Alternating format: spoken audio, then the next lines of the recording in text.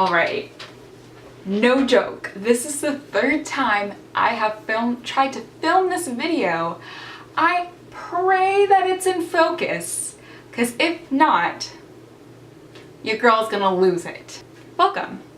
If you are a subscriber, all 36 of you, you may know that this has started as a self-help channel, but because I'm not a professional, there's only so much I can talk about.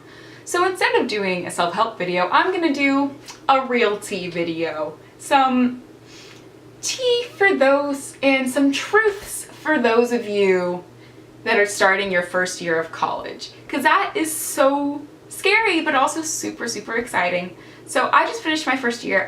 Today was my first day of my second year, and I want to talk to you guys about some things that I've learned in numbers. I have 10 things, therefore 10 numbers of things. Okay, moving on. Let's start.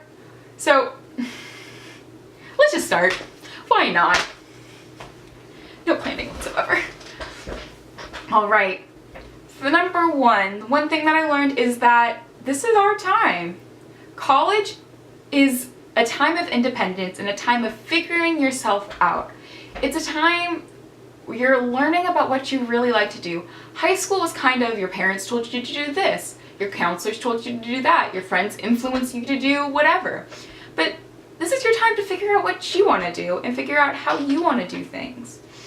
It's not for someone else to dictate, it's for you. So make sure you actually spend time instead of studying all day and working all night. You actually take time to figure out what you want from yourself and what you want to accomplish in these 4+ years.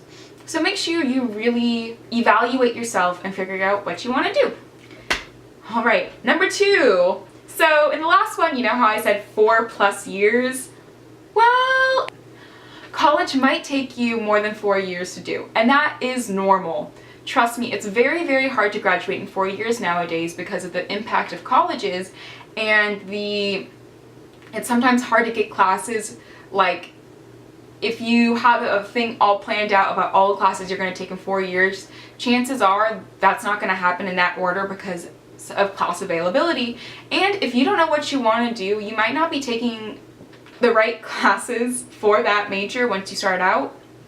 So once you do pick out your major, you might need to take different classes than what you've already taken, which is totally fine. Just make sure, again, you're on some sort of path, and that once you figure out what you want to do, or once you get all your classes, that you're on a good path to graduate. Does that make sense? I hope it makes sense. All right, number 3, you need to care. I don't care if it's not your money that you are spending. You need to care about college because it's your future on the line. No one else's. It's your time to make good decisions and to learn from your mistakes. But it is crucial to care and to maybe plan things. And caring about college is not simply stating that you care about college.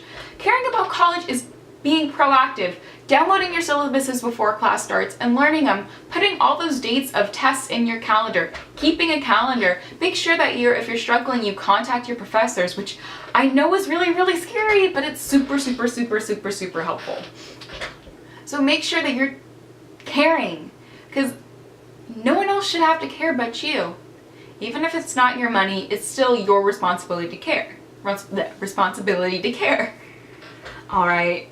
Number 4, community college is perfectly normal. You don't have to start right away at a 4-year, and sometimes that's just not ideal. Either you can't afford it or your grades weren't high enough and you have to start at community. That's okay if, and only if, you have a plan to graduate and you have a plan to transfer. That is the only acceptable thing you should be at community. And it's a lot cheaper, so if you truly don't know what you want to do, you have a little more leeway to figure it out and take those fun classes and see what you want to do. All right, number 5, which should be very, very, very obvious, but I'm going to state it anyway in case those people are doubting that it's true. But be ready, but you need to be ready for a challenge. This is like stepping up from like mini league to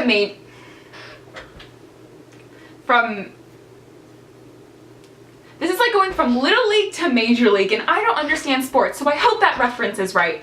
But it's literally such a difference. You're responsible, no one else is. The teachers might not remind you when tests are, which, girl, that's happened. It's your responsibility to go to class. No school board's gonna call home saying that you skipped. Professors aren't gonna give a shit. It's your time. So make sure that you are taking it, or you are up for the challenge and you're being wise. Number 6, wait until second semester to take on other responsibilities. College is hard, like I stated. It's gonna be rough the first semester because you're not gonna know what to do. It's not the best idea to take on a job or take on a big responsibility role that you might not be ready for, because right now college is your most important thing. Studying and taking classes are your most important things. And if you're distracted, it can take you away from your studies and it could lower your grades. So in the first semester, figure it out. Figure out how college works and figure out what you need to do to succeed, instead of taking on other responsibilities, because you might get clouded. And in all honesty, out of all of them, I wish I took this one to heart, because trust me, and it might be another story time, I took on a job at one of the biggest amusement parks in the world, and I was working almost 40 hours a week, and it was not good. Maybe I should do a story time. Might be kind of fun. Anyways, number 7, it's okay if you don't move out. Guys, moving out, if you're going to a 4-year public university, which is the most, I think, basic of universities, is $200,000 for 4 years. And a lot of people can't outright pay that, so you have to take that in loans. So just for a bachelor's degree for 4 years, which if you're staying at college longer, it's more, it's $200,000.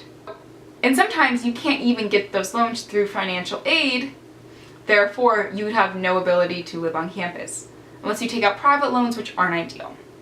So if you don't have the means to live on campus, that's okay. And if you have to live at home, that's fine. Think about it. You're not paying rent. Your food should be already paid for. I mean, yes, you're still living with your parents, and which I'm not saying I don't love my parents, because I love my parents, but I know once you're older you want more independence, but right now it's okay, because later on in life you'll be able to move out and you'll have your own more independence than you already have.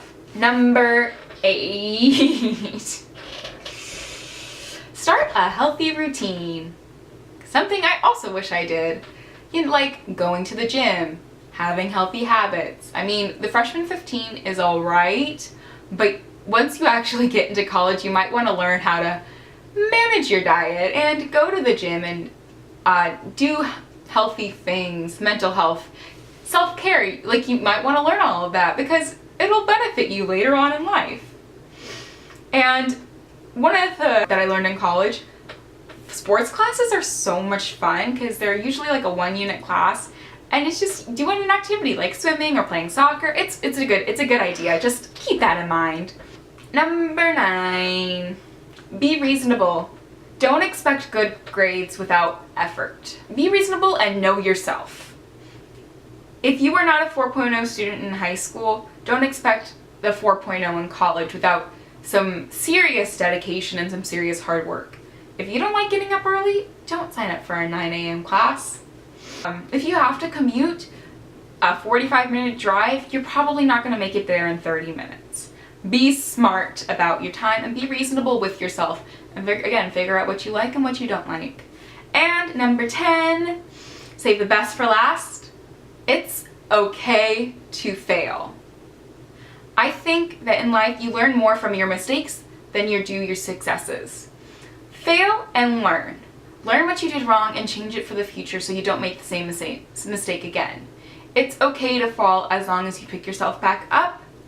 And your GPA can always be fixed. It's not the end of the world if you fail a class. It's okay, and it's, I think, the best way to learn. Alright guys, that's all the 10 things that I learned in my first year in college. If you guys have just finished your first year, leave a comment down below to say what you learned, if you have any more advice or just some comments. I love reading them. Leave them down below. Like, subscribe. I hopefully will see you guys next week. I hope you really liked this video.